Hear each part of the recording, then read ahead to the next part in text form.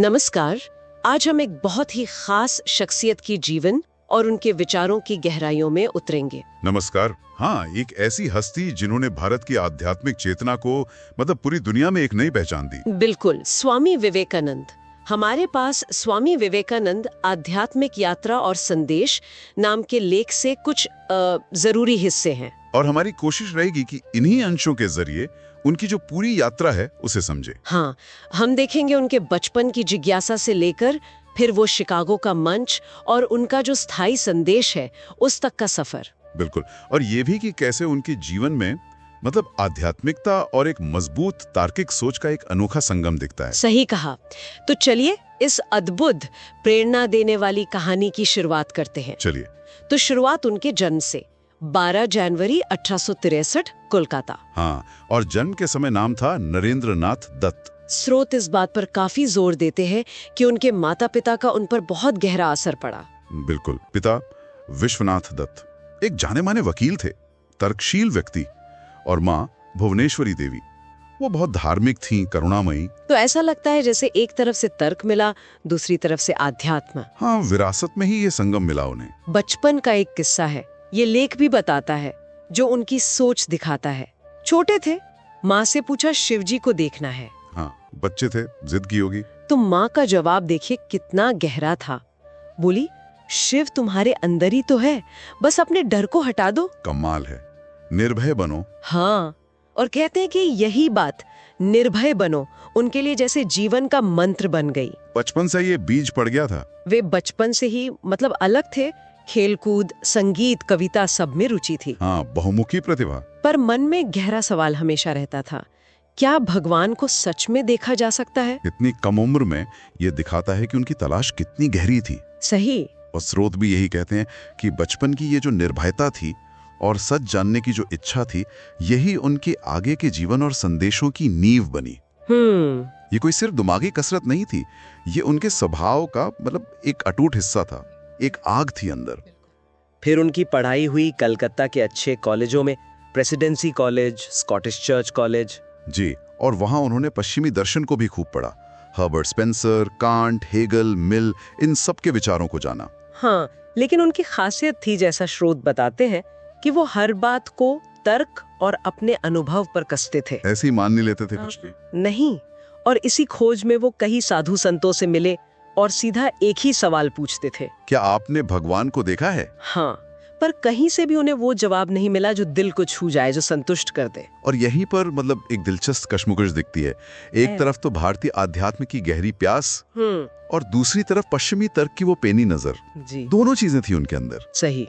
और शायद इसी कश्मकश ने, इसी प्रत्यक्ष अनुभव की तलाश ने उन्हें आखिर में उनके गुरु तक पहुंचाया, श्री रामकृष्ण परमहंस तक। बिल्कुल। वो मुलाकात हुई 1881 में, दक्षिणेश्वर का काली मंदिर। जी, और ये उनके जीवन का कह सकते हैं सबसे बड़ा टर्निंग पॉइंट था। हाँ, स्रोत बताते हैं कि नरेंद्र नाथ ने बिना कोई भूमिका बांधे सीधा वही सवाल श्री रामकृष्ण से पूछ लिया। वही सवाल जो वो सबसे पूछते आ रहे थे। महाशय, क्या आपने ईश्वर को देखा है?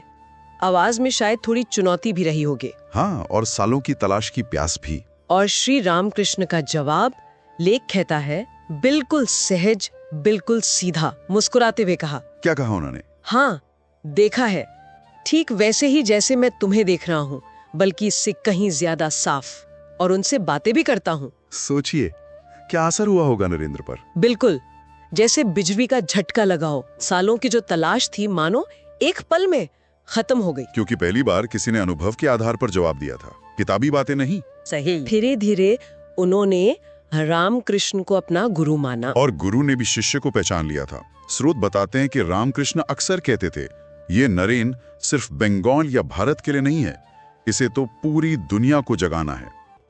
ये जवाब इसलिए भी खास था, जैसा स्रोत समझाते हैं, क्योंकि ये किसी सुनी सुनाई बात या अनुमान पर नहीं था, ये प्रत्यक्ष अनुभव था, अनुभूति, जिसकी नरेंद्र को तलाश थी। हाँ। और कुछ स्रोत जैसे the complete works of Swami Vivekananda ये भी बताते हैं कि रामकृष्ण ने अपने आखिरी दिनों में अपनी आध्यात्मिक शक्ति नरेंद्र को दी थी। अच्छा।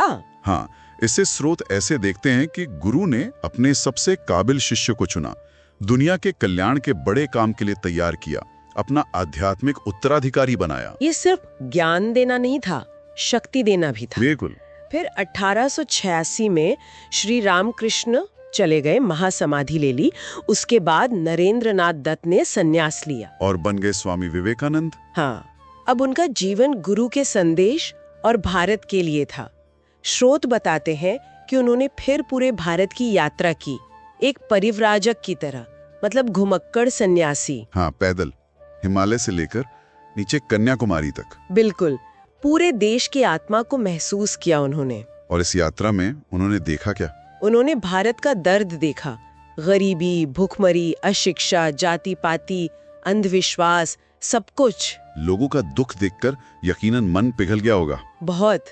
उन्हें लगा कि भूखे पेट वाले को धर्म समझाना बेकार है। सही बात है, पहले पेट की आग बुझे। तभी उन्होंने तय किया कि असली आध्यात्मिकता सिर्फ पूजा पाठ या ध्यान में नहीं है, बल्कि दुखी जरूरतमंद इंसान की सेवा में है। हाँ, नर सेवा, नारायण सेवा। और फिर वो कन्याकुमारी वाली घटना। हाँ, वो तो बहुत खास है। स्रोत बताते हैं कि वो तैरकर समुद्र के बीच एक चट्टान पर गए। हाँ, जिसे आज विवेकानंद रॉक मेमोरियल कहते हैं। वहीं 3 दिन तक ध्यान किया, भारत का भूत, वर्तमान, भविष्य सब पर सोचा और वहीं संकल्प लिया कि अपना जीवन राष्ट्र की सेवा में लगाएंगे। यहीं से उनके व्यवहारिक वेदांत, मतलब प्रैक्टिकल वेदांत का विचार और मजबूत हुआ होगा कि वेदांत के ऊंचे सिद्धांत सिर्फ किताबों या आश्रमों में ना रहें, बल्कि आम आदमी की जिंदगी में उतरें, समाज सेवा में, शिक्षा में, राष्ट्र निर्माण में। हर इंसान में ईश्वर देखो और उसकी सेवा करो। बिल्कुल, अध्यात्म को कर्म से जोड़ दिया उन्होंने। और फिर आया वो साल 1893, शिकागो, विश्व धर्म संसद। जी, वो मंच जिसने स्वामी विवेकानंद को पूरी दुनिया से मिला दिया। लेकिन अमेरिका पहुंचना और वहां के शुरुआती दिन आसान नहीं थे ना, स्रोत ये भी बताते हैं। बिल्कुल नहीं। शिकागो पहुंचे तो काफी मुश्किलें आईं, पैसे खत्म हो गए। हाँ, खाने पीने रहने की दिक्कतें, कई रातें तो बिना ठिकाने की गुजारनी पड़ी। लोग उनके भगवा कपड़ों को देखकर भी अजीब समझते होंगे। हाँ, पर वो दिन आ ही गया, 11 सितंबर 1993, जब मंच पर उनकी बारी आई और उन्होंने शुरुआत की।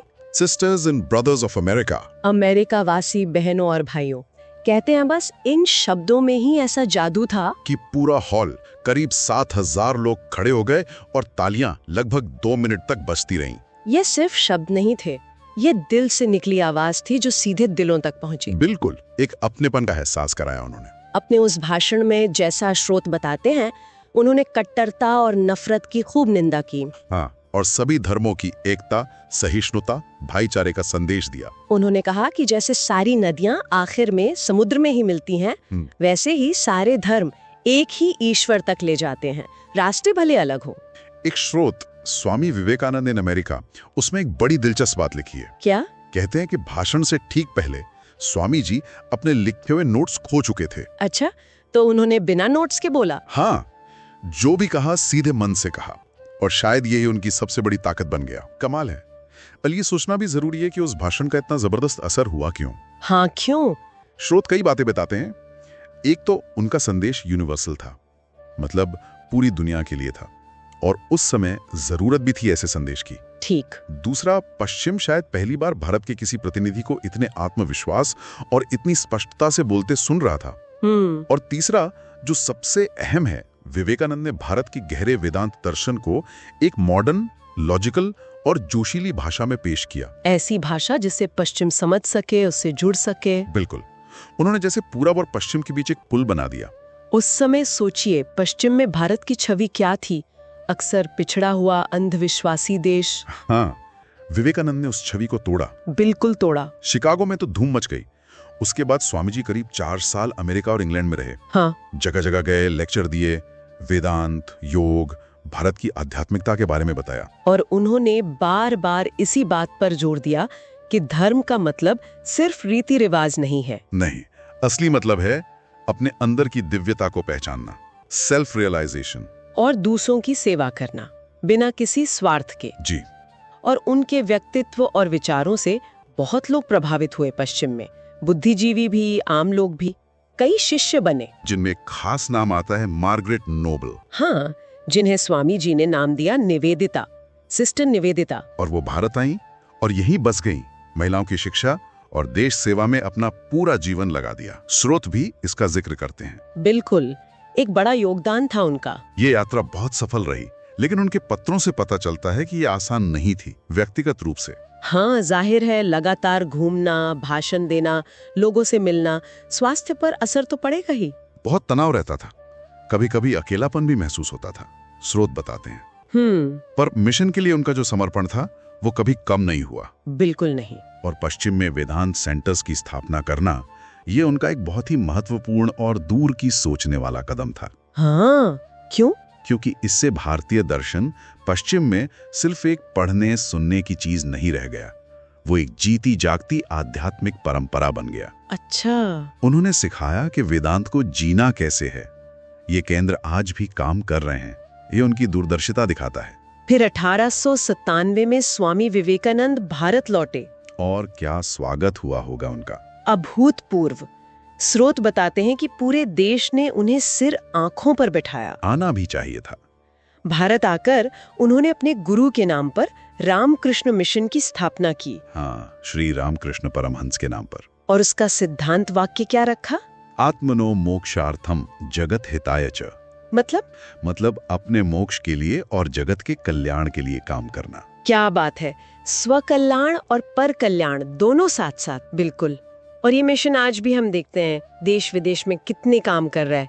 स्कूल, अस्पताल, गांव का विकास, आपदा में मदद, अनगिनत सेवा कार्य। और उनका वो सिद्धांत दरिद्र नारायण की सेवा। हाँ, यानी गरीब और जरूरतमंद में ईश्वर को देखो और उसकी सेवा करो, इसे सबसे ऊपर रखा। अपने जीवन के आखिरी सालों में स्वामी जी का स्वास्थ्य काफी गिरने लगा था। हाँ, लगातार काम, अथक परिश्रम और फिर मधुमेह भी था उन्हें। शरीर कमजोर हो गया था। लेकिन स्रोत कहते हैं कि उनका जोश, खासकर युवाओं को प्रेरणा देने का जज्बा, वो कभी कम नहीं हुआ। युवाओं से तो उन्हें बहुत उम्मीदें थी। हमेशा कहते थे, जैसा स्रोत में लिखा है, पहले अपने शरीर को मजबूत बनाओ।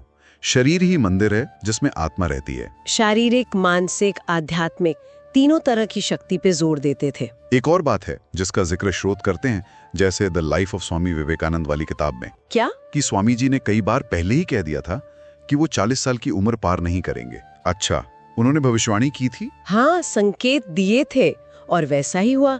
4 जुलाई 1902, सिर्फ 39 साल की उम्र में। हाँ, बेलूर मठ में अपने कमरे में ध्यान करते हुए उन्होंने महासमाधि ले ली। जीवन भले ही छोटा था, सिर्फ 39 साल का, लेकिन स्रोत बताते हैं कि इतने कम समय में उन्होंने सदियों का काम कर दिया। हाँ, उनका प्रभाव बहुत गहरा और हमेशा रहने वाला है। उन्होंने जैसे एक सोए हुए भारत को झकझोर कर जगा दिया, उसमें एक नया आत्मविश्वास भरा और दुनिया को भारत की असली आध्यात्मिक ताकत दिखाई। उनके जो मुख्य संदेश हैं, जिन्हें स्रोत बार बार बताते हैं, वो आज भी, बल्कि शायद आज पहले से भी ज्यादा जरूरी लगते हैं। कौन कौन से? पहला, निर्भय बनो, डरो मत, डर ही सबसे बड़ी कमजोरी है। सही। दूसरा, अपने अंदर की ताकत को पहचानो, हर आत्मा ईश्वर का अंश है, दिव्य है।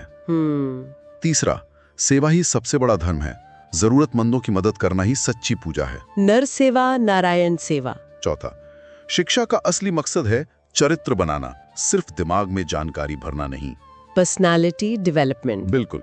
और पांचवा, बहुत अहम, युवा ही देश का भविष्य हैं, उन्हें अपनी ताकत देश बनाने में लगानी चाहिए। और उनका वो अमर आह्वान, उसे कौन भूल सकता है? कौन सा? उठो, जागो और तब तक मत रुको जब तक लक्ष्य प्राप्त ना हो जाए। हाँ, ये तो रगों में जैसे करंट दौड़ा देता है। ये सिर्फ एक नारा नहीं है। नहीं, ये तो जीवन जीने का एक तरीका है, एक प्रेरणा है जो कभी खत्म नहीं होती। और ये संदेश आज इसलिए भी इतने जरूरी हैं क्योंकि आज की दुनिया में देखिए, सब कुछ बाहरी सफलता के पीछे भाग रहा है, पैसा, पद, शोहरत। हाँ, ये बात तो है। विवेकानंद हमें अंदर देखने को कहते हैं। स्रोत याद दिलाते हैं कि उन्होंने बाहरी दुनिया जीतने से पहले अंदर के डर, शक, कमजोरियों को जीतने पर जोर दिया। उनका मानना था कि असली आजादी आत्मविश्वास और आत्मज्ञान में है। तो ये थी स्वामी विवेकानंद के उस तेजस्वी जीवन और उनके कभी ना मिटने वाले संदेशों की एक झलक, जैसा हमारे पास उपलब्ध स्रोतों से पता चलता है। आध्यात्मिकता, तर्क, करुणा, सेवा और इतना गहरा देश प्रेम, ऐसा संगम वाकई बहुत कम देखने को मिलता है। बिल्कुल। विवेकानंद का जीवन हमें एक सवाल सोचने पर मजबूर करता है। आज के समय में जब सब बाहरी पहचान और कामयाबी के पीछे भाग रहे हैं, क्या हम अपने अंदर की शक्ति, अपने आत्मबल को पहचानने और बढ़ाने पर उतना ध्यान दे रहे हैं? ये सोचने वाली बात है। उनका जीवन सिखाता है कि असली शांति और शक्ति का झरना तो हमारे अंदर ही है। शायद यही एक विचार है जो हम सबको अपने साथ लेकर जाना चाहिए। बहुत खूब कहा। इस गहन चर्चा में शामिल होने के लिए आपका बहुत बहुत धन्यवाद। धन्यवाद। उम्मीद है स्वामी विवेकानंद के जीवन से जुड़ी ये बातें जैसा स्रोतों में हैं, हम सभी को प्रेरणा देंगी। अगली बार फिर मिलेंगे एक नए विषय और नए स्रोतों के साथ।